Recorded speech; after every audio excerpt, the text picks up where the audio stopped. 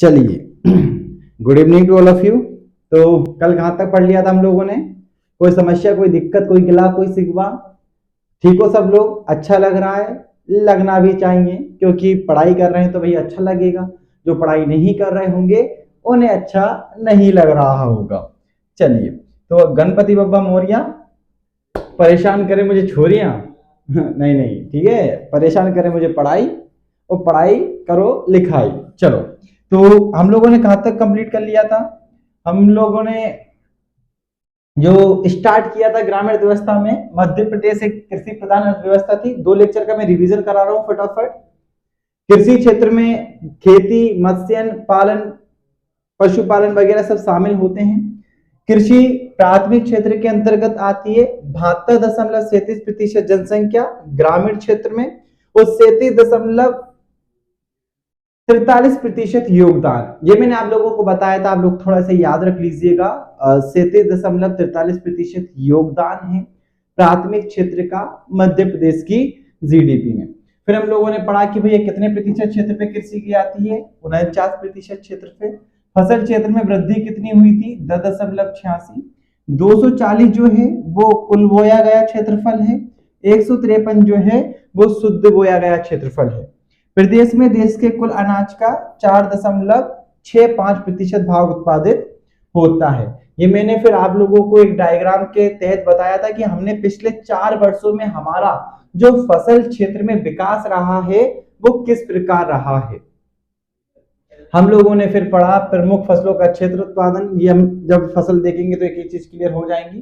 फिर कुछ ऑब्जेक्टिव्स हम लोगों ने लगाए थे।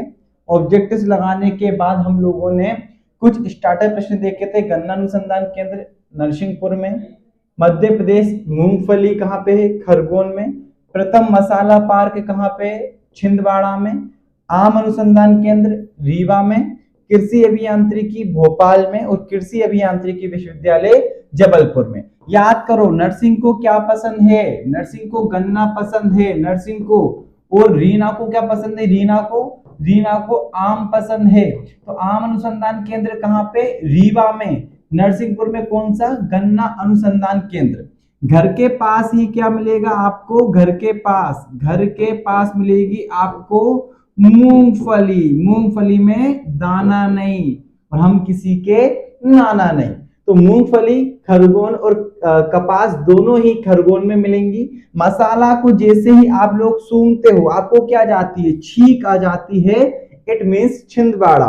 फिर कृषि अभियांत्रिकी संयंत्र कहाँ पे पड़ा था? भोपाल में। कृषि अभियांत्रिकी विश्वविद्यालय जबलपुर में। वेरी आईएमपी प्रश्न था। मध्य प्रदेश की प्रथम जैविक खेती इकाई कहाँ पे है? इंदौर में। क्लियर है? उसके बाद हम लोगों ने क्या देखा था? कृषि जोत देखा था। किसी भी किसान के पास जो कृषि योग्य भूमि होती है, कोई भी किसान हो, चाहे कोई भी कृषक परिवार हो, उसके पास जितनी कृषि योग्य भूमि होगी वही भूमि तो कृषि जोत कहलाती है। ठीक है। कृषि जोत भारतीय किसानों की आर्थिक स्तर पर संपन्नता को दर्शाता है। मध्य प्रदेश में कृषि जोत का आकार 2.2 हेक्टेयर। हालांकि कुछ किताबों में यह भी मिलेगा आप लोगों को। राष्ट्रीय औसत 2.44। सबसे ज्यादा कहाँ पे है? हर हर गंगे। सबसे ज्यादा कृषि जोत कहाँ पे? हर हर गंगे। सबसे कम कहाँ पे? कटनी। नी पीछे खत्म हो रहा है, मतलब नीमच। ठीक है। चलिए, तो सबसे ज्यादा हरदा में है 5.5, कटनी नीमच में सबसे कम है। कुछ किताबों में 1.75। अब मुझे बताओ, सीमांत कृषक किसे कहते हैं? ऐसे कृषक जिनके पास 1 हेक्टेयर से कम भूमि हो, और ऐसे कृषकों की संख्या भैया 41% है, मतलब सबसे ज्यादा सीमांत कृषक है। छोटे कृषक उन्हें बोलेंगे जिनके पास 1 से लेके 2 हेक्टेयर तक जमीन होती है, और इनका प्रतिशत 27 है। उप मध्यम उन्हें बोलेंगे जिनके पास 2 से लेके 4 हेक्टेयर तक भूमि होती है, और 19% इनकी संख्या है। मध्यम उनको बोलेंगे जिनके पास 4 से लेके 10 हेक्टेयर तक होती है, 9% इनकी संख्या है। और बड़े उनको बोलेंगे जिनके पास 10 हेक्टेयर से ज्यादा जमीन होती है, और ऐसे लोगों की संख्या 1 है। रट मारो रे भैया, क्या रटना था हम लोगों को? सॉरी। मध्य प्रदेश में कृषि जलवायु क्षेत्र कितने हैं? मध्य प्रदेश में कृषि जलवायु क्षेत्र 11 हैं। फसल क्षेत्र कितने हैं? 5 हैं, मैंने आप लोगों को बताए भी थे। और मध्य प्रदेश को कितनी बार कृषि कर्मण अवार्ड मिल चुका है? ये 2 क्षेत्रों में मिला, एक गेहूं के क्षेत्र में मिला, एक दलहन। दलहन क्षेत्र में हम प्रथम स्थान पे हैं, दलहन के उत्पादन में हम प्रथम स्थान पे हैं। और पिछले साल तो हम लोगों ने गेहूं भी सबसे ज्यादा उत्पादित किया है। तो 7 बार कृषि कर्मण अवार्ड मध्य प्रदेश को मिल चुका है, ये बात याद रखिएगा। एक 2012 पटवारी में ये प्रश्न आ चुका है, मध्य प्रदेश में प्रति व्यक्ति औसत कृषि भूमि क्या याद रखा था हम लोगों ने? 0.25 0.25 हेक्टेयर। ये पटवारी 2012 का प्रश्न था। मैंने आप लोगों को बताया था ये उत्तर का गेहूं ज्वार का क्षेत्र है, ये भी गेहूं ज्वार का क्षेत्र है। ये मध्य का गेहूं क्षेत्र है, मध्य का गेहूं क्षेत्र है। ये काली कपासी मिट्टी, ये कपास का क्षेत्र है, काली मिट्टी का क्षेत्र है। पश्चिम का काली मिट्टी का क्षेत्र कहा जाता है इसे, पश्चिम का काली मिट्टी का क्षेत्र कहते हैं। ये जो है वो गेहूं और चावल का क्षेत्र है, और इसे कहा जाता है पूर्व का या चावल का पूर्वी क्षेत्र। ठीक है, इसे कहा जाता है चावल का पूर्वी क्षेत्र। हमने 5 भागों में फसल क्षेत्र को देखा था, यहां तक कोई दिक्कत नहीं होगी। फिर इन्हीं 5 भागों को मैंने 11 भागों में बांटकर जलवायु प्रदेश बताए थे। कैसे? जैसे इसको हमने 2 भागों में बांट के देखा, 1 और 2, फिर ये 3 हो गया था, फिर इसको बांटो ये 4 हो गया था, ये 5 हो गया था, फिर इसको बांटो ये 6, फिर ये 7 और फिर ये 8। 8 के बाद हमने इसको झाबुआ वाले को बांटा 9, निमाड़ वाले को बांटा 10 और ये मालवा क्षेत्र 11। तो इस प्रकार हमने कृषि जलवायु क्षेत्र कितने देखे थे? कृषि जलवायु क्षेत्र हम लोगों ने कितने देखे थे? आंसर करो। वो देखे थे हमने 11। ठीक है, और फसल क्षेत्र हम लोगों ने कितने देखे थे? फसल क्षेत्र हम लोगों ने देखे थे 5। कृषि कर्मण अवार्ड कितनी बार? 10 बार। ठीक है, इज इट क्लियर? यहां तक कोई समस्या नहीं थी। अभी हम लोग रिवाइज कर रहे हैं। ठीक है, रिवीजन करोगे तो आराम से चीजें कंप्लीट हो जाएंगी, है ना। ये आज थोड़ी बोर्ड पे, उसके बाद अगली शायद क्लास मेरी जूम पे रहेगी, क्योंकि मेरे को जॉब पर जाना रहेगा।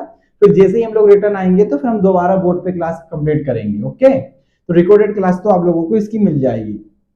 ये हम लोगों ने क्षेत्र देखे थे। ठीक है, फिर हमने वर्गीकरण देखा था मध्य प्रदेश में। रबी की फसलों को क्या कहा जाता है? उनालू। खरीफ की फसलों को कहा जाता है शालू। जायद की फसलों को कुछ भी नहीं कहा जाता।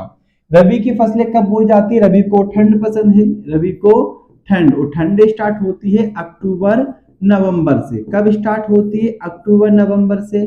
और कब काटी जाती है ये फसल? ये काटी जाती है मार्च में। अब मैंने आप लोगों को बताया था कि अब यहां से प्रश्न आएगा एग्जाम में। मैं अभी भी आप लोगों को बता रहा हूं कि आप लोगों को ये याद रखना है कि यहां से प्रश्न एग्जाम में आएगा। प्रश्न क्या आएगा कि कौन सी फसल रबी की, कौन सी नहीं है। तो बताओ, गेहूं चना सरसों, एक साथ बोलते हैं, गेहूं चना सरसों। ठीक है, फिर आलू मटर खा लो फटाफट। क्या खाना है?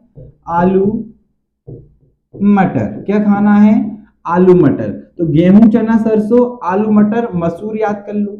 ये सब रबी की फसलें हैं, ये सब रबी की फसलें हैं। ठीक है, उसके बाद खरीफ की फसलों को क्या कहते हैं? श्यालू कहते हैं। ये जून जुलाई में से अक्टूबर नवंबर तक, जून जुलाई में बोई जाती है जब वर्षा होती है। ये बेसिकली मानसून पर निर्भर होने वाली फसलें हैं, जैसे कि सोयाबीन हो गया, मक्का हो गई, चावल हो गई। ठीक है, बाजरा, सोयाबीन, उड़द, मूंग, तुअर, ये 3 प्रमुख दालें। कपास, ये इंपॉर्टेंट है भैया, पूछा जाता है कि कपास किस की फसल है? खरीफ की है, रबी की है, जायद की है? तो ये पूछा जाएगा आपसे। चावल में पूछा जाएगा कि चावल किसकी फसल है? खरीफ की है या रबी की है? तो आंसर कर दीजिएगा भैया, किसकी फसल है? रबी की फसल है। तिल और जो मूंगफली है वो भी किसकी फसल है? वो भी खरीफ की फसल है। फिर हमने देखा जायद की फसलें सामान्यतः गर्मी में बोई जाती हैं, मार्च से लेके मध्य जून तक। और इन फसलों में प्रमुख रूप से आती हैं खीरा, ककड़ी, तरबूज, मक्का और जूट। ठीक है, तो ये वर्गीकरण एक बार अच्छे से देख लीजिएगा, क्योंकि यहां से प्रश्न 110% बनने की संभावना है। एज अ पटवारी को ये पता होना चाहिए कि कौन से मौसम में कौन सी फसलें बोई जाती है। तो भाई कम से कम आप लोगों से इतना एक्सपेक्ट कर रहे हैं कि आप लोगों को कम से कम ये तो पता हो कि कौन सी फसलें कब बोई जाती हैं, है ना। तो ये चीजें याद रख लीजिएगा। हमने ये देखा था। हमने फिर उपयोग के आधार पे दो भागों में फसलों को बांटा था। एक थी खाद्यान्न फसलें और एक थी व्यापारिक फसलें। व्यापारिक फसलों को ही तो नकदी फसल कहते हैं, व्यापारिक फसलों को ही तो नकदी फसल कहते हैं। फिर मैंने खाद्यान्न फसलों को अपनी सुविधा की दृष्टि से 3 समूह में रखा। पहला अनाज, दूसरा दलहन, तीसरा तिलहन। अनाज में कौन कौन आता है साहब? गेहूं आता है, धान आता है, ज्वार आती है, बाजरा आता है, मक्का आती है। दलहन में चना, तुअर, उड़द, मूंग और मसूर, मतलब ऐसी फसलें जिनसे आप दाल के रूप में यूज कर सकते हो, दलहन फसलें कहलाती हैं। दलहन उत्पादन में मध्य प्रदेश पहले स्थान पे है। तिलहन उत्पादन में मध्य प्रदेश भी पहले स्थान पे है। और तिलहन मतलब ऐसी फसलें जिनसे तेल निकाला जा सकता है, ऐसी सारी फसलें किस में आ जाएंगी? तिलहन फसलों में आ जाएंगी। कोई दिक्कत है यहाँ तक? समझ में आ रहा है ना एक एक चीज? चलो, सोयाबीन, सरसों, मूंगफली, तिल और अलसी। अलसी आलस नहीं है, बोले सर ये तो हमारी कैटेगरी से मिलती जुलती है, ऐसा कुछ नहीं है ना।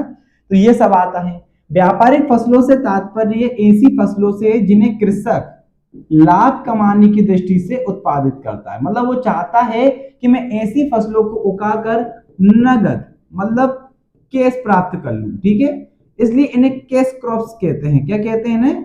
कैश क्रॉप्स कहते हैं, नगदी फसलें कहते हैं। जैसे गन्ना, गन्ना खाने के लिए नहीं बल्कि बेचने के लिए उत्पादित किया जाता है। कपास हो गया, तंबाकू, गांजा, अफीम, पटसन, जूट, सोयाबीन, तिल आदि। मध्य प्रदेश का खाद्यान्न उत्पादन में तीसरा स्थान है, ठीक है। आगे बढ़े हम लोग। मध्य प्रदेश के सर्वाधिक भाग पर चावल की खेती की जाती है। एमपीपीएससी 2020 का ये प्रश्न है, ठीक है। उसके बाद सर्वाधिक उत्पादन वाला क्षेत्र कौन है? गेहूं है। और सोयाबीन सबसे ज्यादा उत्पादित होता है, इसलिए सोया प्रदेश कहा जाता है। कुछ क्वेश्चंस देखे थे। मध्य प्रदेश में पहला कृषि क्षेत्र जलवायु क्षेत्र 11.5.2.2, ठीक है। तो ये सब हम लोगों ने देख लिए थे। अब भैया आ जाओ आज के स्टार्टर प्रश्न पे। आज का श्री गणेश करते हैं। यहां तक किसी को कोई दिक्कत? हम हमारे स्ट्रेटजी के हिसाब से ही चल रहे हैं, प्रॉपर रिवीजन हो रहा है और मुझे उम्मीद है तुम्हें समझ में भी आ रहा होगा। विपुल, दीपिका, आप लोगों को ठीक लग रहा होगा। जो भी दिक्कत होगी आप बिल्कुल अपने ग्रुप बना रहे हैं व्हाट्सएप, आप उस पर सेपरेट क्वेश्चंस कर दीजिएगा। और आगामी क्लासेस जूम पे रहेंगी, उस पे हम लोग इंस्ट्रक्शन और अच्छे से कर पाएंगे। तो और फिर जब मैं वापस इंदौर आऊंगा तो फिर हम लोग दोबारा इसी पे क्लासेस रिकॉर्ड कर लेंगे, ठीक है। उसी पे आप लोगों को अवेलेबल करा देंगे, तो कोई दिक्कत नहीं है। जूम पर और अच्छे से हम चीजों को कंप्लीट कर पाएंगे। बस उसमें शक्ल नहीं दिखेगी, बाकी everything is going very well, ठीक है। क्योंकि पूरी क्लासेस जो एमपीपीएससी की हम लोगों की चल रही थी, जूम पर ही चल रही थी, वहां पर भी सेम पैटर्न ही यूज करते हैं हम लोग, है ना। चलो स्टार्टर प्रश्नों की याद करें। उद्यानिकी महाविद्यालय कहां पर है? तो उद्यानिकी महाविद्यालय है मंदसौर में, है ना, जहां पे अफीम मिलता है। मंदसौर में क्या मिलता है? अफीम मिलता है। अफीम के लिए काफी फेमस है मंदसौर, ठीक है। पशुपतिनाथ का मंदिर मिलता है यहाँ पे, ठीक है। पशुपतिनाथ मंदिर शिवना नदी के किनारे। मंदसौर कौन सी नदी के किनारे बसा हुआ है? शिवना नदी के किनारे बसा हुआ है। मंदसौर में एक चीज और मिलती है, गांधी सागर बांध परियोजना, ठीक है। गांधी सागर बांध परियोजना ये भी मंदसौर में है, चंबल नदी पर, ठीक है। पर मेन बात क्या है? मेन बात याद रखना है आप लोगों को, उद्यानिकी महाविद्यालय, ठीक है। उद्यानिकी महाविद्यालय। उद्यान में जब आप लोग जाते हो तो आप वहां धीमे धीमे चलते हो, मंद मंद चलते हो, है ना। अब दौड़ते हो क्या? धीमे धीमे बढ़िया मस्त वॉक करते रहो, मंद मंद मुस्कुराते रहो उद्यान में। तो उद्यान में हमेशा मंद मंद मुस्कुराओ, मंद मंद घूमो, सब कुछ मंद मंद करो। कहां पे? उद्यान में। तो इसका क्या हो जाएगा? उद्यानिकी महाविद्यालय कहां पर है? मंदसौर में, है ना, जो कि अफीम के लिए फेमस भी है भैया। मंदसौर पशुपतिनाथ का मंदिर है, शिवना नदी के किनारे स्थित है, गांधी सागर बांध परियोजना। जवाहर कृषि विश्वविद्यालय, ये इंपॉर्टेंट है, वेरी वेरी आईएमपी प्रश्न है कि जवाहर कृषि विश्वविद्यालय, बेसिकली ये मध्य प्रदेश का पहला कृषि विश्वविद्यालय था। मध्य प्रदेश में 2 कृषि विश्वविद्यालय हैं। पहला प्रश्न तो यही है कि मध्य प्रदेश में कितने कृषि विश्वविद्यालय हैं। आंसर करना। मध्य प्रदेश में 2 कृषि विश्वविद्यालय हैं, जिनमें से पहला जो कृषि विश्वविद्यालय था उसकी स्थापना 1964 में हुई थी। कब हुई थी? 1964 में हुई थी। कहां पर हुई थी? जबलपुर में हुई थी। ठीक है, तो देखो जवाहर, तो जवाहर में जब आ रहा है, जब, तो जब से जबलपुर। ठीक है, जवाहर कृषि विश्वविद्यालय, या प्रश्न पूछा जाए पहला कृषि विश्वविद्यालय कहां स्थापित किया गया था, तो आंसर करना जबलपुर में। दूसरा प्रश्न पूछे कहां, कब स्थापित किया गया था, तो आंसर करना 1964 में। ठीक है, तीसरा प्रश्न आप लोगों से पूछे कि बताओ कितने कृषि विश्वविद्यालय हैं भैया, तो कितने कृषि विश्वविद्यालय हैं? 2। कितने हैं भैया? 2 कृषि विश्वविद्यालय हैं। पहला कृषि विश्वविद्यालय 1964 में जबलपुर में स्थापित किया गया। दूसरा कृषि विश्वविद्यालय 2008 में कहां स्थापित किया गया? ग्वालियर में स्थापित किया गया। जबलपुर में जो स्थापित किया गया है उसका नाम है जवाहरलाल नेहरू। उसका नाम क्या है? जवाहरलाल नेहरू। और जो ग्वालियर में स्थापित किया गया है उसका नाम क्या है? वसुंधरा राजे। उसका नाम क्या है? वसुंधरा राजे। वसुंधरा राजे कृषि विश्वविद्यालय। तो दोनों के नाम याद रख लो। ठीक है, 1964 2000 पूछेंगे कि ग्वालियर में कृषि विश्वविद्यालय की स्थापना कब हुई, तो आंसर करिएगा वहां पर। क्या आंसर करोगे सर? 2008 में। फिर पूछे बताओ जबलपुर वाले की स्थापना कब हुई, आंसर करना 1964 में। क्या आंसर करोगे? 1964 में। ठीक है, जवाहरलाल नेहरू और वसुंधरा राजे। टोटल संख्या कितनी है साहब? 2। उद्यानिकी महाविद्यालय कहां पे है? मंदसौर में। अगला क्या है? चारा बनाने का संयंत्र। अब एक बात बताओ, आपको चारा काटना है, तो चारा काटने के लिए आपका जो अस्त्र होना चाहिए, आपका जो उपकरण होना चाहिए, वो धार वाला होना चाहिए। कैसे होना चाहिए? धार होनी चाहिए उसमें। अगर चारा काटने के लिए धार नहीं होगी तो तुम चारा कैसे काट पाओगे? सही बताइयो, तुमने कभी बिना धार के कछु काटो है आज तक? नहीं कटो ना तुमसे। तुमने कछु भी चीज काटने हैं तो धार चाहिए कि नहीं चाहिए? चाहिए ना। हाँ, तो भाई चारा काटने के लिए धार चाहिए कि नहीं चाहिए? मार साहब सही कह रहे हैं, चाहिए तो सही। काय बिल्कुल गलत तो नहीं कह रहे हैं हम। ठीक है, प्रिया जी समझ में आ रही है चीजें? उम्मीदें आ ही रही होंगी। चलो, तो चारा बनाने का जो संयंत्र है वो कहां पे भैया? धार में है। तो ये याद रखिएगा। कीटनाशक संयंत्र मतलब जो आप लोग कीटनाशक छिड़कते हो ना फसलों में, तो वो कीटनाशक बेसिकली कहां बनाया जाता है? 1 मिनट रुकिएगा।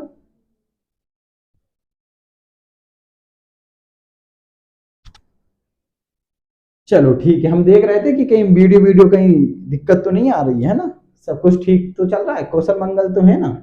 चलिए, तो कीटनाशक संयंत्र कहां पे आएगा? बीना में। ठीक है, बीना में कीटनाशक संयंत्र बनाया जाता है। और अपशिष्ट पदार्थ से जैविक खाद, जैसे कि आपके घर से जो घरेलू अपशिष्ट निकलता है उस घरेलू अपशिष्ट का उपयोग करके जैविक खाद बनाने का काम कहां किया जाता है? ग्वालियर में। याद करो, गोल गोल ग्वालियर, गोल गोल ग्वालियर। और गोल का मतलब क्या है भैया? गोल का मतलब है आलू। तो आलू अनुसंधान केंद्र भी कहां पे? ग्वालियर में। ग्वालियर में बहुत सारी चीजें हैं, आप लोगों को पता होगा, जैसे कि ग्वालियर का किला जिसे जिब्राल्टर ऑफ इंडिया कहते हैं, जिब्राल्टर ऑफ इंडिया, इसे सूरज सेन ने बनवाया था 525 में। ठीक है, 525 में सूरज सेन ने बनवाया था। ग्वालियर में ही तेली का मंदिर है, एकमात्र द्रविड़ शैली में निर्मित मंदिर तेली का मंदिर। सास बहू का मंदिर है, तानसेन का मकबरा है। भैया सचिन तेंदुलकर ने अपना जो 200 बनाया था वो भी ग्वालियर में ही बनाया था। तो ऐसी बहुत सारी खासियतें, अभी उन पर हम चर्चा नहीं करेंगे। अभी बस याद रखो कि अपशिष्ट पदार्थ से जैविक खाद संयंत्र कहां बनाया जाता है? ग्वालियर में बनाया जाता है। अब आ जाओ हमारे आज के टॉपिक पे। ये हमारा स्टार्टर था, एक बार स्टार्टर दिखा दूं भैया, क्योंकि याद करना बहुत जरूरी है। बताओ उद्यानिकी महाविद्यालय कहां पर है? कहां पर है? चलो इसको ऐसे करते हैं अपन लोग, अच्छे से करते हैं, थोड़ा सा इनर बोल लेते हैं। चलो आंसर करो, उद्यानिकी महाविद्यालय कहां पर है? उद्यानिकी महाविद्यालय, जल्दी आंसर करो, कहां पर है? बहुत बढ़िया, मंदसौर में है। कहां पर है? मंदसौर में। अब मुझे बताओ हमारे यहाँ पे कृषि विश्वविद्यालय कितने हैं? कृषि विश्वविद्यालय, कृषि विश्वविद्यालय हमारे यहाँ पे 2, दोनों में से एक स्थापित हुआ था 1964 में दूसरा स्थापित हुआ तो 2008 में। 1964 में जो स्थापित हुआ वो जबलपुर में हुआ। 2008 में जो स्थापित हुआ वो ग्वालियर में हुआ। जो जबलपुर में स्थापित हुआ उसे जवाहरलाल नेहरू कहते हैं, जवाहरलाल नेहरू कृषि विश्वविद्यालय। ठीक है।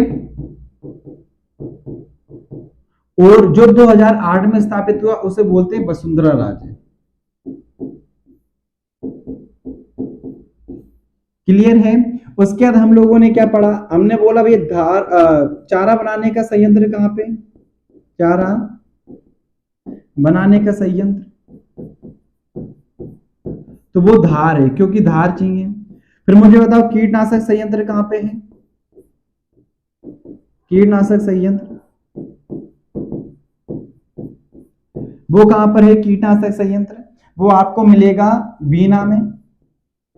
कहां पे मिलेगा, बीना में मिलेगा आप लोगों को। और अपशिष्ट से जैविक खाद बनाने का कारखाना, जैविक खाद बनाने का कारखाना गोल गोल ग्वालियर में मिलेगा। ग्वालियर में आलू अनुसंधान केंद्र भी आप लोगों को मिलेगा। इतनी बातें क्लियर हो गई। चलो आगे बढ़ते हैं। अब मध्य प्रदेश की प्रमुख फसलों को देख ले रहे हैं हम लोग। ये एक इंपॉर्टेंट टॉपिक है और यहाँ से जनरली देखो बहुत सारे डाटा मैं आप लोगों को दूंगा, परंतु आप लोगों को सभी का ना उत्पादन याद रखना है और ना ही ज्यादा माते में पच्ची करनी है। उसका रीजन है कि यहाँ से आपसे पूछेंगे कौन सा सर्वाधिक उत्पादन करता है, कौन सा नहीं है। कभी कभी कुछ किस्में पूछ लेंगे जिनको हम मिसलेनियस पार्ट में अलग से भी कंप्लीट कर लेंगे। तो सबसे पहले हम लोग बात करने वाले हैं चावल की। अब मुझे पहला प्रश्न तो यही बता दो कि चावल किसकी फसल है। मुझे बता दो चावल किसकी फसल है, जल्दी बता दो। चावल किसकी फसल है, चावल फसल है खरीफ की। क्यों, क्योंकि कब बोया जाता है इसे बोया जाता है वर्षा के समय। देखो चावल जो है उससे कम वर्षा चाहिए 100 सेंटीमीटर से 200 सेंटीमीटर की। और इतनी वर्षा तो किससे प्राप्त की सकती, इतनी वर्षा तो हम केवल मानसूनी वर्षा के द्वारा प्राप्त कर सकते हैं। और टेम्परेचर लगभग 24 से लेकर 30 डिग्री सेल्सियस होना चाहिए। अगर ये इंपॉर्टेंट प्रश्न है क्योंकि चावल ज्यादा पानी मांगता है। जब आप चावल के खेत देखोगे तो उन खेतों में काफी पानी भरा रहता है, उसी में चावल का उत्पादन किया जाता है। देखो चावल दो तरीके से उगाया जाता है, या तो चावल को रोपा जाता है, चावल के जो पौधे होते हैं उनको रोपा जाता है, दूसरा चावल को बोया जाता है। ये दो पद्धतियां हैं बेसिकली चावल को करने की। क्लियर है। तो चावल क्या है, चावल एक खरीफ की फसल है। इसे अत्यधिक वर्षा की आवश्यकता होती है, मतलब वर्षा के समय की जाती है।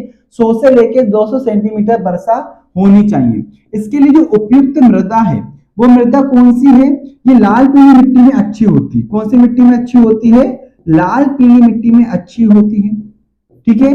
और मध्य प्रदेश का जो स्थान है लगभग 6th स्थान है चावल के उत्पादन। मध्य प्रदेश में अगर आप लोग बात करोगे तो बालाघाट में सबसे ज्यादा चावल होता है। कहां पे होता है, बालाघाट में।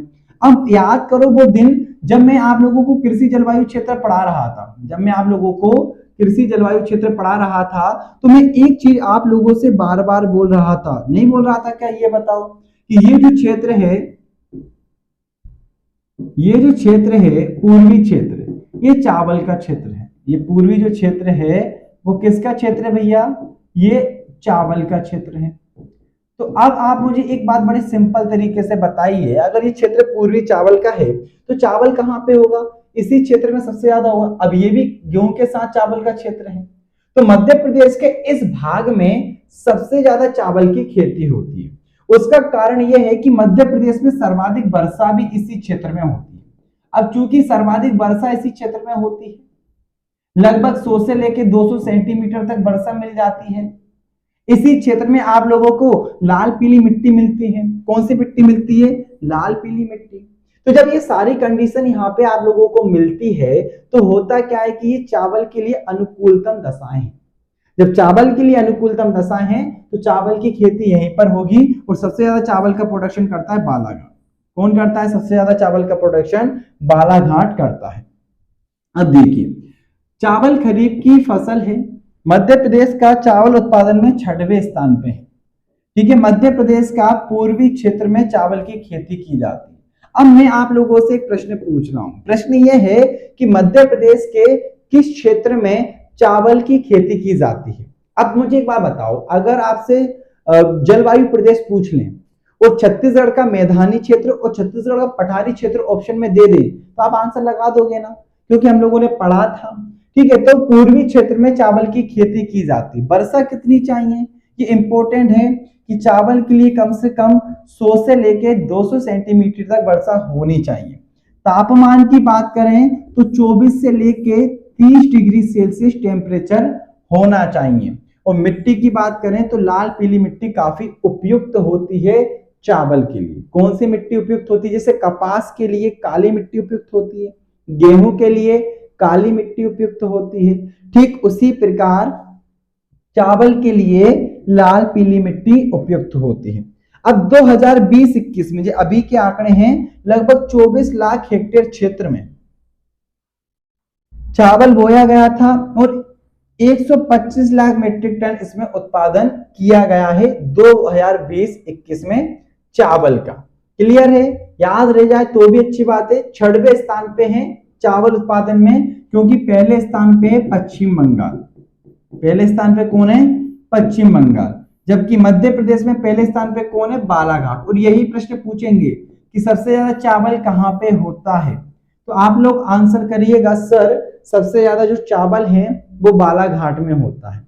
यहां तक कोई समस्या। पहला पॉइंट क्या देखा, जल्दी बता दो। खरीफ की फसल है, उत्पादन में 6वें स्थान पे है। किस भाग में की जाती है साहब, पूर्वी भाग में की जाती है। वर्षा कितनी चाहिए, 100 से लेके 200 सेंटीमीटर तक। तापमान कितना चाहिए, 24 से लेके 30 डिग्री सेल्सियस तक। मिट्टी कितनी चाहिए, लाल पीली मिट्टी। और 2020-21 में 34 लाख हेक्टेयर में बोया गया था, उत्पादन 125 लाख मीट्रिक टन। क्लियर है, चलिए आगे बढ़े। अगला है सर्वाधिक चावल उत्पादक राज्य। अब मेरी बात सुनो, यहाँ पे तुम लोगों को होगा डाउट, क्यों, क्योंकि हुआ क्या है, एक मैं आप लोगों को इमेज अवेलेबल कराऊंगा, एक पेज अवेलेबल कराऊंगा ग्रुप में ही।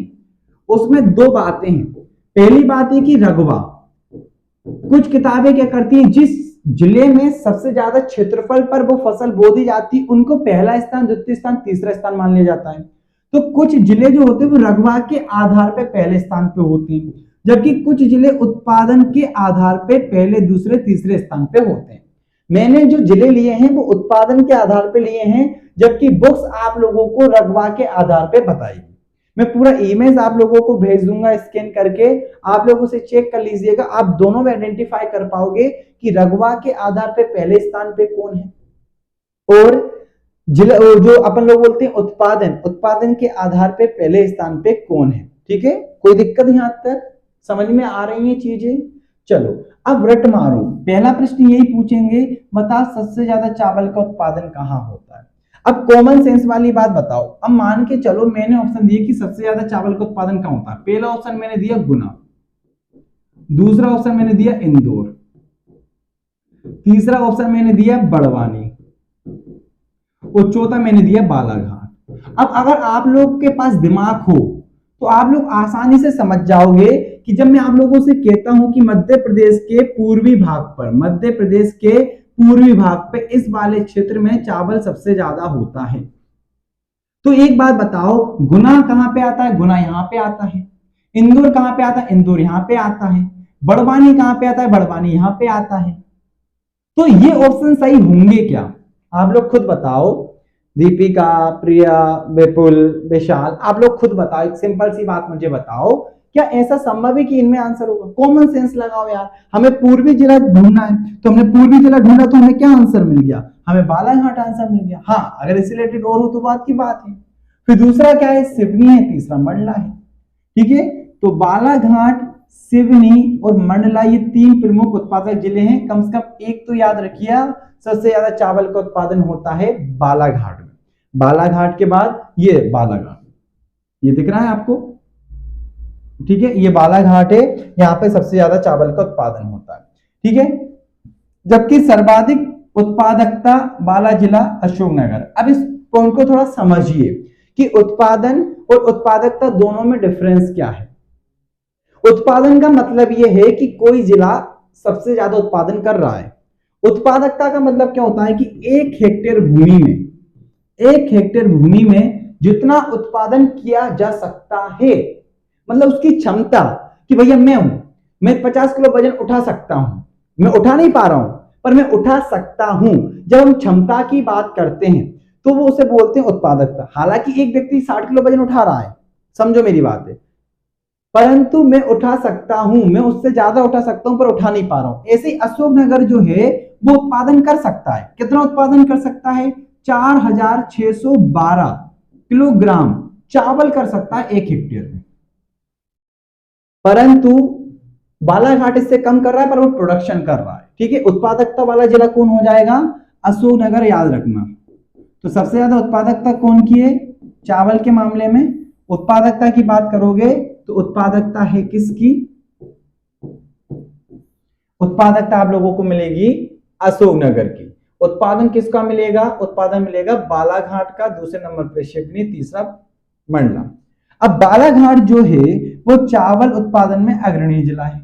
या धान की कृषि बालाघाट में रबी और खरीफ दोनों में की जाती है। हालांकि आप लोग आंसर खरीफ लगा के आना, ठीक है, नहीं बोलेंगे अरे मार साहब बालाघाट में तो खरीफ की भी होती है, रबी की भी होती है, हमें काय कंफ्यूज कर रहे हो? भैया दादाओं, वो तुमसे जब पूछ रहा है तो पूछ रहा है कि मेनली कब होती है?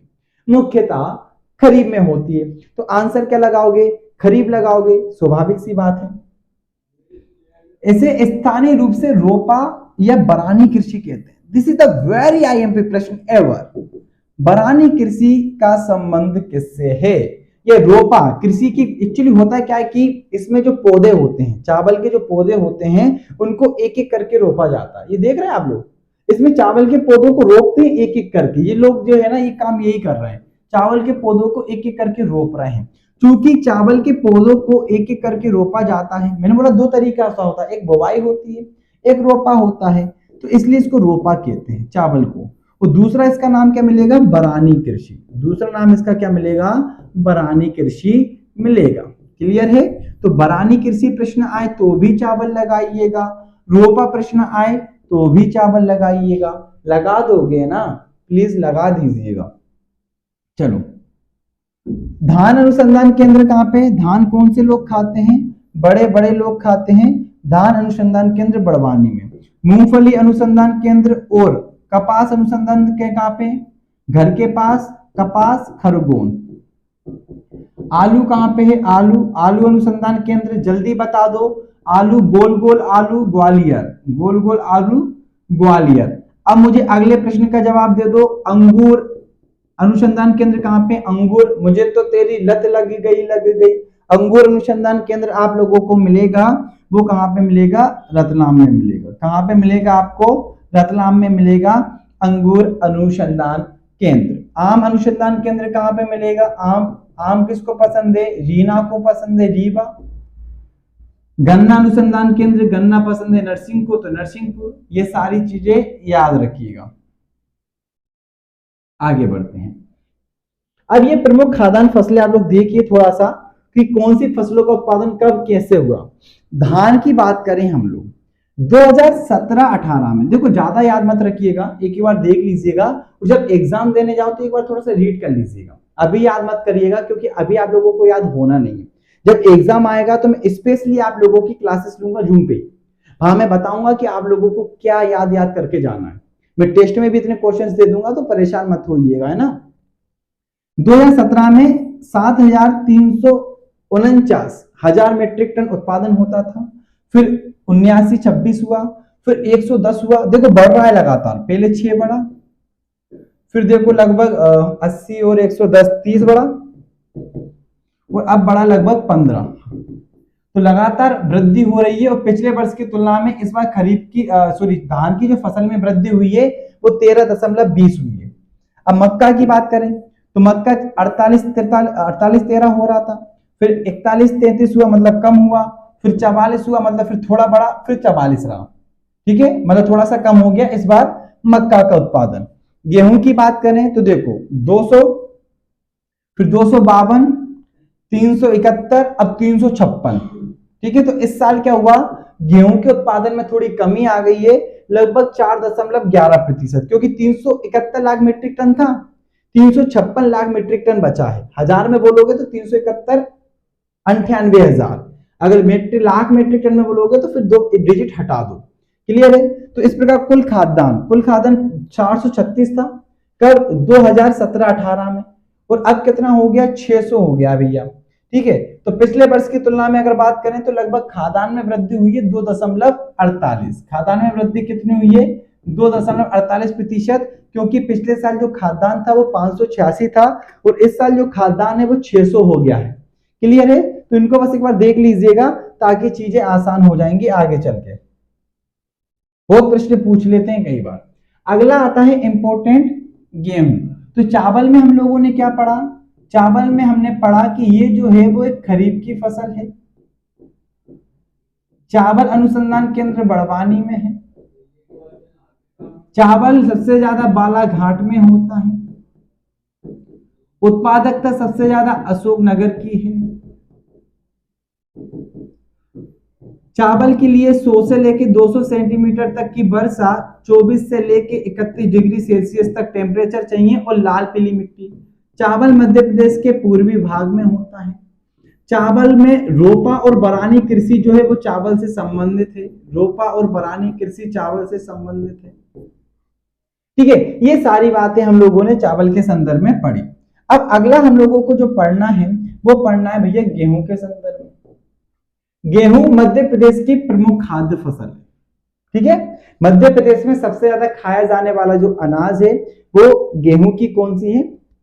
गेहूं की कौन सी है? गेहूं है भैया, काय परेशान हो रहे हैं? चलो तो रबी की, अच्छा गेहूं किसकी फसल है? रबी की फसल है। रबी की फसल में कौन कौन आता है? ऐसी फसलें जो अक्टूबर नवंबर में बोई जाती हैं और मार्च में काटी जाती हैं, और ऐसी फसलों के अंतर्गत गेहूं, चना, सरसों, आलू और मटर ये आती हैं। ठीक है, तो गेहूं भी क्या है? गेहूं भी एक रबी की फसल है। अब मुझे बताओ, जब ठंडे पड़ती हैं तो अक्टूबर नवंबर में टेम्परेचर कम हो जाता है। ठीक है, और टेम्परेचर कितना हो जाता है? 10 से 15 डिग्री सेल्सियस। मतलब बुवाई के समय इसका टेम्परेचर कितना होना चाहिए? जब आप गेहूं की फसल बो रहे हो तो बुवाई के समय टेम्परेचर होना चाहिए 10 से लेके 15 डिग्री सेल्सियस, और जब आप काट रहे हो तो मार्च में कितना हो जाता है टेम्परेचर? लगभग 20 से 25 डिग्री सेल्सियस। तो काटते वक्त इसका टेम्परेचर बढ़ जाता है, जबकि बोते वक्त इसका टेम्परेचर कम रहता है। ये वाली बात याद रखिएगा। रबी की फसलों में सबसे ज्यादा क्षेत्रफल पे बोई जाती है। राणा जी माफ करना, गलती महारे से हो गई। तो रबी की फसलों में सबसे ज्यादा क्षेत्रफल पर कौन सी फसल बोई जाती है? तो आंसर होगा सर गेहूं। गेहूं की फसल कौन सी फसल है? रबी की फसल है। अब तीसरा प्रश्न, सबसे ज्यादा सिंचित फसल है ये। सिंचित का मतलब समझ रहे हैं? ऐसी फसलें जिनमें सिंचाई कुआं, नलकूप मतलब ट्यूबवेल, नहर या तालाब आदि माध्यमों से की जाती हो, ऐसी फसलों को सिंचित फसल कहते हैं। ऐसी फसलें जिनमें सिंचाई कुआं, नलकूप, नहर, तालाब ऐसे अन्य स्रोतों से की जाती है, ऐसी फसलों को क्या कहते हैं? सिंचित फसलें कहते हैं। और सबसे ज्यादा जो सिंचित फसल है वो कौन है? वो गेहूं है, क्योंकि इसके अंतर्गत जो सिंचित क्षेत्रफल आता है वो आता है 50.3%। कितना आता है? 50.3% आता है। ये राज्य की प्रमुख सिंचित फसल है। ये है आईएमपी प्रश्न, 1 नंबर देके जाएगा। रट मारो, क्या कर मारो? रट मारो। चलो तो गेहूं के बारे में हमने क्या पढ़ा कि सर ये मध्य प्रदेश की प्रमुख खाद्य फसल है। अगर आप हमसे पूछेंगे कि रबी की फसलों में सबसे ज्यादा क्षेत्रफल किसका है, तो सर हम बड़े प्रेम से बताएंगे कि गेहूं का है। फिर हमसे पूछे सर कि सबसे ज्यादा सिंचित फसल कौन सी है, तो भी हम आंसर कर देंगे सर कि गेहूं जो है वो सबसे ज्यादा सिंचित फसल है। राज्य की कुल सिंचित क्षेत्रफल का 50.3% क्षेत्र गेहूं के अंतर्गत आता है। इसके अंतर्गत जो मिट्टी आती है वो हल्की दोमट मिट्टी, काली मिट्टी। अगर इस टाइप की मिट्टी आपको मिलेंगी वहां पर गेहूं की अच्छी फसल होगी। यही कारण है कि जब आप लोग मध्य प्रदेश में आते हो, ठीक है, ये मध्य प्रदेश में आते हो तो इस वाले एरिया में आपको काली मिट्टी दिखाई देती है। यह है मध्य मालवा और मध्य नर्मदा घाटी वाला क्षेत्र। ठीक है, मध्य मालवा और मध्य नर्मदा घाटी वाला क्षेत्र। तो मध्य मालवा और मध्य नर्मदा घाटी वाले क्षेत्र में ये मिट्टी काफी प्रचुरता में पाई जाती है। दोमट मिट्टी आप लोगों को यहाँ मिल जाएगी, इसलिए ये क्षेत्र गेहूं का क्षेत्र है। वर्षा की बात करें तो 75 सेंटीमीटर से 200 सेंटीमीटर तक वर्षा पर्याप्त है। और तापमान की अगर बात करें तो 10 से लेकर 15 डिग्री सेल्सियस तापमान, और कटाई के समय होना चाहिए 21 से लेकर 27 डिग्री। मैंने बोला बोते समय तापमान कम, क्योंकि ठंड पड़ना स्टार्ट हो गई है। जैसे ही ठंड पड़ना स्टार्ट होंगी तो टेम्परेचर में कमी आएगी, और टेम्परेचर में जब कमी आएगी तो उस समय टेम्परेचर कम रहेगा। परंतु जैसे जैसे फरवरी मार्च आती है तो टेम्परेचर में वृद्धि होती है, तो काटते वक्त जो टेम्परेचर हो जाता है वो 21 से लेके 27 डिग्री सेल्सियस तक हो जाता है। उत्पादन की बात करें, ये रिकॉर्ड उत्पादन हुआ है भैया 356 लाख मीट्रिक टन। वोसी बुक्सों में तुम लोग अभी 229 पे अटके पड़े होंगे, 229 लाख मीट्रिक टन। क्यों? क्योंकि वो डाटा तुम लोग पढ़ रहे हैं 2017-18 का, और हम लोग जो डाटा पढ़ रहे हैं 356, वो हम लोग पढ़ रहे हैं 2021-22 का। It's the latest data. आर्थिक सर्वेक्षण के अनुसार आर्थिक सर्वेक्षण ग्रुप में भेज दूंगा, पढ़ लीजिएगा। अगर गलत नजर आए तब बताइएगा। अब कोई लोग पीछे हैं, उसमें हमारी गलती नहीं है, हम लोग तो अपडेटेड डाटा के साथ पढ़ रहे हैं ना। तो अपडेटेड डाटा ये कहते हैं कि मध्य प्रदेश में 356 लाख मीट्रिक टन का उत्पादन हुआ है। कितने? 356 लाख। ये गेहूं रहा, ठीक है, और ये 356। पिछले साल हुआ था 371। पिछले साल 371 हुआ था। मध्य प्रदेश पहले स्थान पे था गेहूं उत्पादन की दृष्टि से, और सबसे ज्यादा गेहूं खरीदी भी हमने सबसे पहले स्थान पे की थी। हालांकि मध्य प्रदेश जनरली जो होता है वो सेकंड नंबर पे होता है गेहूं उत्पादन की दृष्टि से, क्योंकि पहले स्थान पे कौन होता है? यूपी होता है।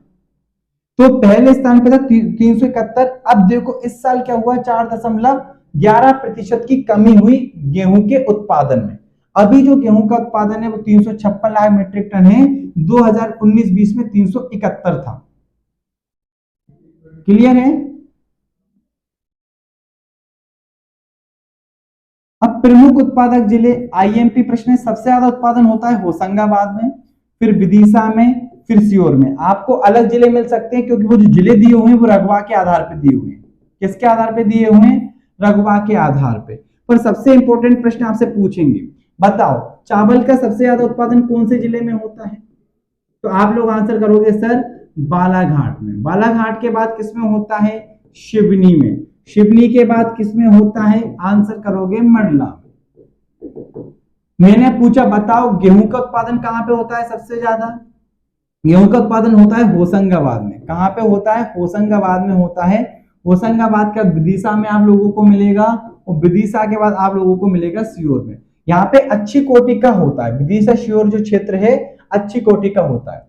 अब अगर आपसे पूछ ले बताओ क्षेत्र बताओ, हमें जिले मत बताओ, हमें क्षेत्र बताओ कि कौन से क्षेत्र में सबसे ज्यादा गेहूं होता है। सबसे अधिक गेहूं का संकेंद्रण कौन से क्षेत्र में है, आपसे ये पूछा, तो आप आंसर करोगे मध्य नर्मदा घाटी और पूर्वी मालवा प्रदेश।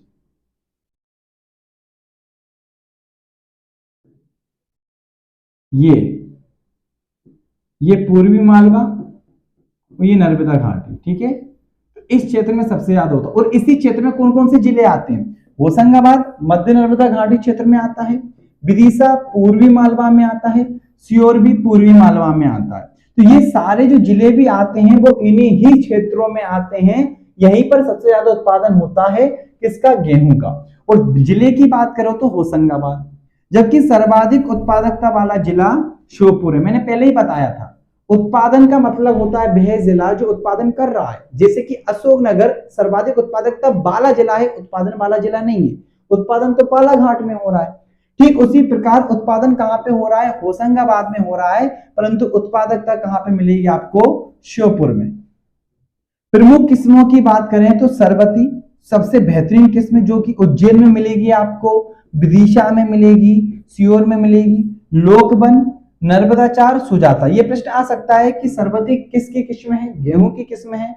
सुजाता किसकी है? गेहूं की है, ठीक है। उसके बाद नर्मदाचार किसकी है? वो भी और लोकबन भी। अब ये इंपॉर्टेंट प्रश्न है, क्योंकि मालवा में काफी गेहूं होता है, पूरा जो मालवा क्षेत्र है वो गेहूं के उत्पादन के लिए काफी फेमस है, तो इसलिए क्या होता है, मालवा के पठार को गेहूं की डलिया कहते हैं। क्या कहते हैं, मालवा के पठार को गेहूं की डलिया कहते हैं। इतनी बात आप लोग याद रखिएगा। क्लियर है? आगे बढ़े हम लोग। गेहूं उत्पादन में मध्य प्रदेश का दूसरा स्थान है, हालांकि इससे पिछले वर्ष मध्य प्रदेश पहले स्थान पे था। अब मध्य प्रदेश का जो स्थान है वो यूपी के बाद सेकंड स्थान पे है। अंतरराष्ट्रीय गेहूं और मक्का शोध केंद्र, इंपॉर्टेंट प्रश्न है, बात है 2011 की। 2011 में इंटरनेशनल लेवल का, किसका, इंटरनेशनल लेवल का एक अनुसंधान केंद्र खोला गया, और वो अनुसंधान केंद्र जो खोला गया उसका प्रमुख कार्य था गेहूं एवं मक्का के क्षेत्र में अनुसंधान करना, शोध करना। किसके, गेहूं एवं, बंद हो जाओ, हाँ रुक जाओ, गेहूं एवं मक्का के क्षेत्र में। इसी उद्देश्य से 2011 में एक अंतरराष्ट्रीय गेहूं और मक्का शोध केंद्र खोला गया। कहां खोला गया साहब, वो खोला गया जबलपुर में, और जबलपुर में एक गांव है उसका नाम है खमरिया। खमरिया याद रखो, कमरिया याद मत करना, वो गाना याद आ जाता है मुझे, कमरिया कमरिया वो लाले लपटो लॉलीपॉप लागेसु, वो वाला याद नहीं रखना है। जबलपुर में खमरिया याद रखना है, अंतरराष्ट्रीय केंद्र और मक्का शोध केंद्र खमरिया जबलपुर में। ठीक है, क्लियर है? चलो दूसरा, राज्य में गेहूं अनुसंधान केंद्र कहां पे, देखो गेहूं के साथ मक्का आएगा तो खमरिया, गेहूं के साथ मक्का फ्री आए तो खमरिया। कैसे याद करोगे भैया, रिया को क्या पसंद है, रिया को गेहूं और मक्का दोनों पसंद है। रिया को क्या पसंद है, रिया चक्रवर्ती नहीं है, ये रिया है, खमरिया है, खमरिया जबलपुर में गेहूं और मक्का शोध केंद्र। ठीक है, गेहूं अनुसंधान केंद्र केवल, अच्छा गेहूं खा के आप लोगों को क्या मिलती है, पावर मिलती है। गेहूं खा के आप लोगों को क्या मिलती है, पावर मिलती है। तो गेहूं अनुसंधान केंद्र कहां पे, पावर खेड़ा होशंगाबाद में। गेहूं अनुसंधान केंद्र कहां पे है, पावर खेड़ा होशंगाबाद में है। और होशंगाबाद में क्यों है भैया, क्योंकि सबसे ज्यादा उत्पादन कौन कर रहा है, सबसे ज्यादा उत्पादन होशंगाबाद कर रहा है। होशंगाबाद के बाद कौन कर रहा है, विदिशा कर रहा है। और विदिशा के बाद कौन कर रहा है, विदिशा के बाद सीहोर कर रहा है। यहाँ पे उन्नत किस्म का गेहूं भी मिलेगा। और इस होशंगाबाद के पावर, चूंकि यहाँ पे सबसे ज्यादा गेहूं होता है, तो भैया राज्य ने कहा चलो एक काम करते हैं, काम ये करते हैं कि गेहूं अनुसंधान केंद्र की स्थापना कर देते हैं। इससे पावर आएगी लोगों में, होशंगाबाद के लोगों में। अंतरराष्ट्रीय गेहूं और मक्का शोध केंद्र खमरिया जबलपुर। अब मध्य प्रदेश के होशंगाबाद, हरदा और सीहोर जिलों में सर्वश्रेष्ठ किस्म के गेहूं का उत्पादन किया जाता है। ठीक है, मध्य क्षेत्र के मालवा के उज्जैन में गेहूं का सबसे सर्वाधिक उत्पादन, नहीं सबसे अच्छी किस्म का उत्पादन किया जाता है ना। सबसे अच्छी किस्म कौन, सरबती। थोड़ा सा गलती फिर हो गई है, तो इस कारण चमकीला और सुनहरा गेहूं होता है। सरबती जो गेहूं होता है वो सुनहरा और चमकीला होता है, उच्च गुणवत्ता युक्त, उच्च स्वाद युक्त होता है। विदिशा, सीहोर, उज्जैन में गेहूं की जैविक खेती भी की जाती है। तो क्या समझ में आया, तो मैं ये समझ में आया, ठीक है, तो मैं ये समझ में आया कि जो गेहूं है, जो गेहूं महोदय हैं, ये एक रबी की फसल है। किसकी फसल है, रबी की फसल है। किसकी फसल है, रबी की फसल। जब इसे बोया जाता है रबी की फसल को, तो वर्षा चाहिए 75 से लेके 100 सेंटीमीटर तक। कितनी चाहिए, 75 से 100 सेंटीमीटर तक वर्षा चाहिए। टेम्परेचर चाहिए बुवाई के वक्त 10 से लेके 15 डिग्री सेल्सियस, कटाई के बाद 21 से लेके 27 डिग्री सेल्सियस, ये चाहिए तापमान। और मिट्टी की बात करें तो दोमट मिट्टी व काली मिट्टी इसके लिए उपयुक्त होती है। और सबसे ज्यादा संकेंद्रण भी है वो मध्य नर्मदा घाटी, मध्य नर्मदा घाटी, मध्य लगा लेना, ठीक है, मध्य नर्मदा घाटी व पूर्वी मालवा प्रदेश में है, पूर्वी मालवा प्रदेश में है। गेहूं की बात करें, ठीक है, तो हमारे यहाँ पे गेहूं उत्पादन में मध्य प्रदेश का सेकंड प्लेस है, दूसरा स्थान है गेहूं के उत्पादन में। सबसे ज्यादा उत्पादन कहाँ पे होता है? होशंगाबाद में होता है, जबकि उत्पादकता सबसे ज्यादा किसकी है? उत्पादकता की बात करें तो श्योपुर की है। गेहूं एवं मक्का अनुसंधान केंद्र कहां पर है? ठीक है, तो गेहूं एवं मक्का अनुसंधान केंद्र खमरिया, खमरिया रिया को पसंद है, खमरिया जबलपुर में है। जबकि पवारखेड़ा में क्या है? राज्य का गेहूं अनुसंधान केंद्र, राज्य का गेहूं अनुसंधान केंद्र है, गेहूं अनुसंधान केंद्र। अब कुछ प्रश्न के और जवाब दो। सबसे ज्यादा सिंचित फसल कौन सी है? सबसे ज्यादा सिंचित फसल कौन सी है? तो वो गेहूं है, लगभग 50% सिंचित फसल है। कितनी प्रतिशत? 50% सिंचित प्रतिशत। रबी की फसलों में सबसे ज्यादा क्षेत्रफल पर कौन सी बोई जाती है? गेहूं बोई जाती है रबी की फसलों में। और मध्य प्रदेश की प्रमुख खाद्य फसल है, मध्य प्रदेश की प्रमुख खाद्य फसल भी है। तो इतनी सारी बातें हम लोगों ने याद कर ली थी गेहूं के बारे में। कोई दिक्कत यहां तक? कोई समस्या? चीजें समझ में आ रही हैं? आ ही रही होंगी, उम्मीद है। अच्छे से पढ़ते रहिए, ठीक है। चलो आगे बढ़े थोड़ा सा। आगे बढ़ने से पहले एक बार रीड मान लो जल्दी से, 1 मिनट का वक्त है, मान लो फटाफट रीड, आ रहा हूं मैं।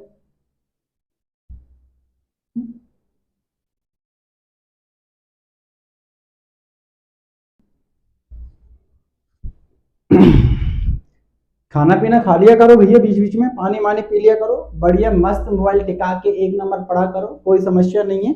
अगली स्लाइड भी पढ़ो, है ना। उत्पादन 356 लाख मीट्रिक टन, ठीक है। सबसे गेहूं अधिक संकेंद्रण मध्य नर्मदा घाटी पूर्वी मालवा प्रदेश। सबसे ज्यादा उत्पादन होशंगाबाद में। चावल का उत्पादन कहां पे? बालाघाट में, चावल का उत्पादन बालाघाट, ठीक है। चावल अनुसंधान केंद्र बड़वानी, ठीक है। होशंगाबाद, विदिशा, सीहोर। जबकि सर्वाधिक उत्पादकता श्योर बता देना, सरबती, लोकबन, नर्मदाचार, सुजाता और मालवा के पठार को कहा जाता है गेहूं की डलिया। ऑब्जेक्टिव एक साथ लगाऊंगा पूरे के, है ना। चलो अब आ जाओ मक्का पे, है ना।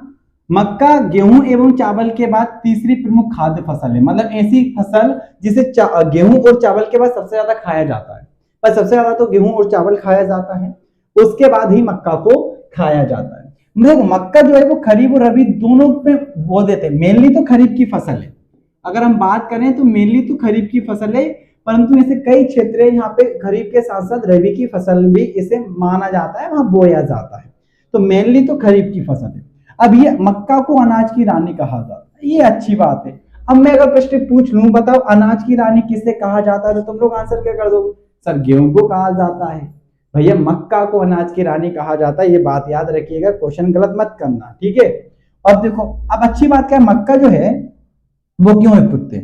उसका रीजन है कि कम वर्षा में हो जाती है। अगर वर्षा कम भी हो रही है तो भी इसे कोई दिक्कत नहीं है, सरवाइव कर जाएगी। अगर थोड़ा बहुत पानी कम है तो भी कोई दिक्कत नहीं है, अगर कीट पतंगे हैं तो भी कोई दिक्कत नहीं है। मतलब ये ऐसी फसल है जो किसी भी परिस्थितियों में कोशिश ये करती है कि मैं उत्पादित हो जाऊं, मुझे कोई फर्क नहीं पड़ता है, चाहे लाख आए तूफान, लाख आए आंधी, मैं बढ़ के रहूंगी, मैं बढ़ के रहूंगी। ये प्रकार का जज्बा होता है मक्का में। तो मक्का है भैया इसी प्रकार की फसल, कम वर्षा में भी हो जाती है, 50 से अगर 75 सेंटीमीटर वर्षा है तो भी हो जाएगी। मुझे एक बात बताओ, चावल में हम लोगों ने कितना पढ़ा था? चावल में 100 सेंटीमीटर से 200 सेंटीमीटर वर्षा पड़ी थी हम लोगों ने, जबकि गेहूं में हम लोगों ने 75 से लेकर 100 सेंटीमीटर पड़ी थी। अब इस प्यारी राज दुलारी अनाज की रानी को तुम लोग देखो तो इसको तो केवल 50 से लेकर 75 सेंटीमीटर वर्षा चाहिए, इतनी ना चाहिए, ठीक है। तो ये याद रखो, 21 से लेकर 27 डिग्री सेल्सियस। उत्पादन की बात करो तो 2020-21 में 35 लाख मीट्रिक टन उत्पादन हुआ है। आ जाओ दोबारा उसी इमेज पे, यहाँ पर उत्पादन पढ़ रहे थे। अब देखो ये है भैया मक्का, मक्का का उत्पादन हुआ था 48 लाख मीट्रिक टन, फिर 41 हुआ, फिर 44 हुआ, इस बार भी 44-30 है, जबकि 1.31% की कमी आई है, क्योंकि 44-89 था, अब 44-30 हो गया। क्लियर है? हाँ। और मक्का उत्पादन में मध्य प्रदेश का कौन सा स्थान है? तीसरा स्थान है। कौन सा स्थान है मक्का उत्पादन में? मध्य प्रदेश का तीसरा स्थान है, ठीक है। तो अनाज की रानी का कौन सा स्थान है? 3। अब ये देख लो, प्रमुख उत्पादक जिले कौन है? झाबुआ। सबसे ज्यादा मक्का होता है झाबुआ में, फिर होता है रतलाम में, फिर होता है छिंदवाड़ा में। अब मेरी बात सुनना, किताबों में लिखा होगा कि छिंदवाड़ा में होता है, चलो हाँ भैया हमने मान लिया छिंदवाड़ा में होता है, पर ये हम तब मानेंगे जब ऑप्शन में झाबुआ नहीं होगा। ठीक है, मेनली तो भैया झाबुआ है, मैं आपको पूरा सोर्स दे दूंगा कहां से हम लोग ये चीज कर रहे हैं। तो झाबुआ में है 2014-15 के आंकड़े के अनुसार। 2014-15 के बाद सरकार ने ऐसे कोई आंकड़े जारी नहीं किए हैं जिसके आधार पे आप ये कह दो कि फलाना जिले में सबसे ज्यादा उत्पादन हो रहा है। तो इतनी बात स्पष्ट है कि हम जो सोर्सेस यूज कर रहे हैं 2015-16 के आंकड़े यूज कर रहे हैं, इसके बाद अभी ऑफिशियल तरीके से आंकड़े नहीं है। हाँ, कुछ जो डाटा है उत्पादन वाला वो अभी आर्थिक सर्वेक्षण का है, वो सटीक है।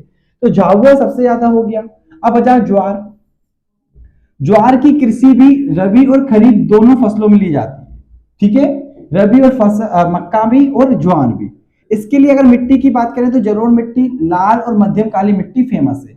याद करो हम लोगों ने गेहूं एवं ज्वार का प्रदेश पढ़ा था। हमने क्या पढ़ा था? गेहूं एवं ज्वार का प्रदेश पढ़ा था। ठीक है, जब गेहूं एवं ज्वार का प्रदेश हम लोग पढ़ रहे थे, ये जो पूरा एरिया है ये गेहूं एवं ज्वार का प्रदेश है। तो जनरली गेहूं वाले क्षेत्र में ज्वार भी बोया जाता है और ज्वार भी रबी और खरीफ दोनों फसलों में लिया जाता है। ठीक है, ज्वार और खरीफ दोनों फसलों में लिया जाता है ज्वार भी। क्लियर है? अब मध्य प्रदेश के लगभग 4 लाख हेक्टेयर भूमि पर यह खेती की जाती है। अब यहां से प्रश्न नहीं आएंगे, मैं सीधा बता रहा हूं, बस ये कि हम लोग पढ़ लें, एक बार देख लें। अब प्रमुख उत्पादक जिले जरूर याद रखिएगा। खरगोन प्रमुख उत्पादक जिला है। ठीक है, अब सबसे ज्यादा उत्पादन चूंकि खरगोन में होता है ज्वार का। कहां पे होता है? खरगोन में होता है ज्वार का, इसलिए ज्वार अनुसंधान केंद्र भी कहां पे मिलेगा? खरगोन में ही मिलेगा। चूंकि गेहूं का सबसे ज्यादा उत्पादन कहां पे हो रहा था? होशंगाबाद में हो रहा था। तो गेहूं का अनुसंधान केंद्र कहां पे है? होशंगाबाद में है। कहां पे है? होशंगाबाद में है। जबकि गेहूं और मक्का दोनों का अनुसंधान केंद्र कहां पे है? वो अनुसंधान केंद्र खमरिया में है, जबलपुर में। क्लियर है? इतनी सी बातें समझ में आ रही है आप लोगों को? तो ज्वार सबसे ज्यादा कहां पे होता है? खरगोन में। मुझे बताओ मक्का कहां पे होता है? मक्का होता है झाबुआ में। हाँ, झाबुआ ऑप्शन में ना दे, फिर अगर छिंदवाड़ा दें तो लगा दीजिएगा, कोई समस्या नहीं है। ठीक है, तो ज्वार अनुसंधान केंद्र कहां पे मिलेगा आपको? खरगोन में। ज्वार खरगोन के बाद होता है छिंदवाड़ा में, उसके बाद होता है बड़वानी में। आगे बढ़े, अगला है बाजरा। अभी छोटी छोटी फसलें जहां इंपोर्टेंट है वहां मैं आप लोगों को याद कराऊंगा। बाजरा मुख्यतः खरीफ की फसल है और इसमें सूखा सहने की क्षमता अधिक होती है। मतलब भैया अगर गलती से पानी नहीं भी मिला तो ये मरेगी नहीं, ये आपको उत्पादन करके दे देगी। यही रीजन है कि पहले जो किसान होते थे वो मक्का और बाजरा काफी मात्रा में करते थे, हालांकि इनका मूल्य उतना ज्यादा नहीं मिलता। तो आजकल लोग सोयाबीन करने लग गए। अब पर सोयाबीन क्या होती है? फसल नष्ट हो जाती है। पर जो लोग बाजरा और मक्का करते हैं उनकी फसल कभी नष्ट नहीं होती है, उन्हें कोई ना कोई प्रोडक्शन जरूर मिल जाता है। इसलिए बाजरा, मक्का और ज्वार ये बहुत विश्वसनीय फसलें मानी जाती है। हालांकि इनकी कीमतें कम होती है, परंतु अगर सूखा हो जाए, पानी कम गिरे, कीट पतंग आ जाए तो भी भैया अच्छी बच्ची हैं, कैसी भी परिस्थितियों में सरवाइव कर जाती हैं। ठीक है, हल्की काली मिट्टी और अगर लाल मिट्टी हो तो मजा आ जाता है। बाजरा में 2 लाख हेक्टेयर में, अभी हमने ज्वार पढ़ के आए, ज्वार 4 लाख हेक्टेयर में बोई जाती है, बाजरा 2 लाख हेक्टेयर में। और सबसे ज्यादा बाजरा होता है भिंड, मुरैना, श्योपुर, ग्वालियर वाले क्षेत्रों। अब इन्हीं क्षेत्रों में क्यों होता है? प्रश्न ये उठता है। जब आप गौर करोगे किस पे? मध्य प्रदेश पे। ठीक है, किस पे गौर करोगे आप लोग? मध्य प्रदेश पे गौर करोगे। अब ठीक है, थोड़ा सा समझिएगा मेरी बात। मध्य प्रदेश में जो वर्षा होती है, इसको अगर मैं ऐसे बांट दूं तो मध्य प्रदेश के इस भाग में ज्यादा वर्षा होती है। ये अधिक वर्षा वाला क्षेत्र है, मध्य प्रदेश का अधिक वर्षा वाला क्षेत्र है। यहाँ वर्षा अधिक होती है, ज्यादा होती है। यहाँ पे मध्य प्रदेश के ये वाला जो क्षेत्र है, ये वाला, यहाँ पे औसत वर्षा होती है। कैसी वर्षा होती है? एवरेज रेनफॉल होता है, औसत वर्षा होती है। और मध्य प्रदेश का ये जो क्षेत्र आप लोग देख रहे हो, ये वाला क्षेत्र है और ये वाला क्षेत्र, इस वाले क्षेत्र में वर्षा होती है कम, लगभग 50 से लेके 75 सेंटीमीटर वाला ये क्षेत्र है। अब जब वर्षा कम होती है, ये पूरा भिंड, मुरैना, श्योपुर वाला क्षेत्र आप लोग देख पा रहे होंगे। ठीक है, एक मिनट, भिंड, मुरैना, श्योपुर वाला क्षेत्र आप देख पा रहे हैं। यहाँ पे चूंकि वर्षा कम होती है, तो जहां वर्षा कम होती है वहां पर इस टाइप की फसलें उगाई जाएंगी।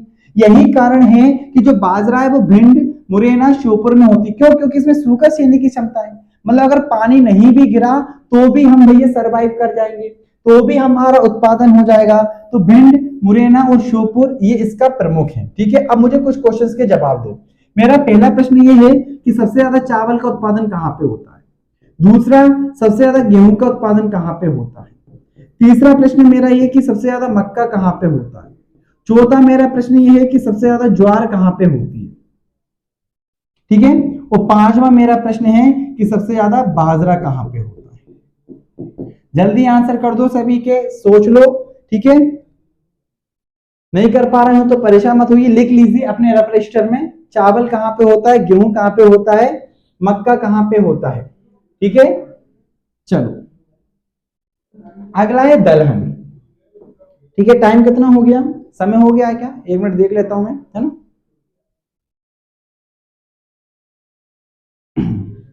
चलिए एक काम करते हैं, आज अनाज तक ही खत्म करते हैं, कल पढ़ लेंगे हम लोग क्या, कल पढ़ेंगे हम लोग दलहन। मध्य प्रदेश दलहन की दृष्टि से पहले स्थान पे है। ठीक है, कल हम लोग चर्चा करेंगे दलहन में कौन कौन सी फसल आती है। चना आता है, अरहर आता है, और सबसे इंपॉर्टेंट बस ये दोनों ही हैं, सबसे ज्यादा इंपॉर्टेंट ये दोनों हैं। चना के उत्पादन में हम पहले स्थान पे हैं, चना के उत्पादन में हम पहले स्थान पे, इसको पढ़ेंगे। ठीक है, दलहन में तो हमें ही है। उसका उड़द, मसूर, ठीक है, मूंग, ये सब भैया आएंगे, इनके बारे में हम लोग पढ़ेंगे। मध्य प्रदेश ने कितना उत्पादन किया और कितना उत्पादन नहीं किया। जाते जाते क्विक रिवीजन कर लें हम लोग कि आज हम लोगों ने क्या पढ़ा। हाँ, हम लोगों ने पढ़ा सबसे पहले उद्यानिकी महाविद्यालय, ये मंदसौर में है। फिर हमने जवाहरलाल कृषि महाविद्यालय 1964 में, दो ही हैं, कितने हैं टोटल? दो हैं। पहला जवाहरलाल नेहरू, दूसरा राजमाता विजयराजे सिंधिया। ये 1964 में स्टेब्लिश हुआ था, ये 2008 में, ये जबलपुर में है, ये ग्वालियर में है। चारा बनाने का संयंत्र कहाँ पे है? धार में है, क्योंकि धार चाहिए चारा काटने के लिए। कीटनाशक संयंत्र कहाँ पे है? बीना सागर में है। अपशिष्ट पदार्थ से जैविक खाद संयंत्र कहाँ पे मिलेगा? ग्वालियर में मिलेगा। फिर चावल पढ़ा था हम लोगों ने, खरीफ की फसल है, 6वें स्थान पे, पूर्वी क्षेत्र में की जाती है। बरानी कृषि किससे संबंधित है? रोपा किससे संबंधित है? चावल से संबंधित है। कितनी वर्षा चाहिए? 100 से 200 सेंटीमीटर। टेम्परेचर कितना चाहिए? 24 से 30 डिग्री सेल्सियस। मिट्टी की बात करें, लाल पीली मिट्टी 34 लाख हेक्टेयर में बोया गया था। उत्पादन 125 लाख मेट्रिक टन। उत्पादन की बात करें, बालाघाट में सबसे ज्यादा, सिवनी मंडला। ठीक है भैया, ये याद रखो, रोपा और बरानी कृषि चावल अनुसंधान केंद्र रहेगा बड़वानी में। कहां पर है? बड़वानी में। फिर हमने उत्पादन दिखाए थे आप लोगों को। गेहूं की बात करें तो मध्य प्रदेश की प्रमुख खाद्य फसल है। रबी की फसलों में सर्वाधिक क्षेत्रफल पे बोई जाती है। गेहूं राज्य की प्रमुख सिंचित फसल है। राज्य की कुल सिंचित क्षेत्रफल का कितना? 50.3%। वर्षा 75 से लेकर 100 सेंटीमीटर। मिट्टी की बात करें तो दोमट मिट्टी और काली मिट्टी, ये प्रश्न पूछा भी जाता है। दोमट मिट्टी बहुत उपयुक्त तो होती है। ठीक है, मतलब जरूर मिट्टी। क्लियर है, आगे बढ़े भैया। उत्पादन 356। सबसे ज्यादा संकेंद्रण कहाँ मिलेगा? मध्य नर्मदा घाटी और पूर्वी मालवा प्रदेश में। प्रमुख उत्पादक जिले होशंगाबाद, विदिशा, सीहोर। ठीक है, सबसे ज्यादा उत्पादकता श्योपुर में है। सरबती, लोकबन, नर्मदा चार, सुजाता ये किस्म है। और किसे गेहूं की डलिया कहा जाता है? मालवा को। गेहूं उत्पादन में मध्य प्रदेश का दूसरा स्थान। अंतरराष्ट्रीय गेहूं एवं मक्का शोध केंद्र खमरिया जबलपुर में है, और गेहूं अनुसंधान केंद्र पवारखेड़ा होशंगाबाद में है। मध्य प्रदेश के होशंगाबाद, हरदा और सीहोर में अच्छी किस्म का मिल जाता है। उज्जैन में भी सरबती मिल जाता है, जो कि चमकीला और सुनहरा है। विदिशा, सीहोर, सागर, उज्जैन गेहूं की जैविक खेती की जाती है। मक्का की बात करें तो तीसरी प्रमुख खाद्य फसल, जिसे अनाज की रानी कहा जाता है, ये खरीफ और रबी दोनों में बोई जाती है। 50 से 75 सेंटीमीटर वर्षा, 21 से 27 डिग्री सेल्सियस तापमान काफी है।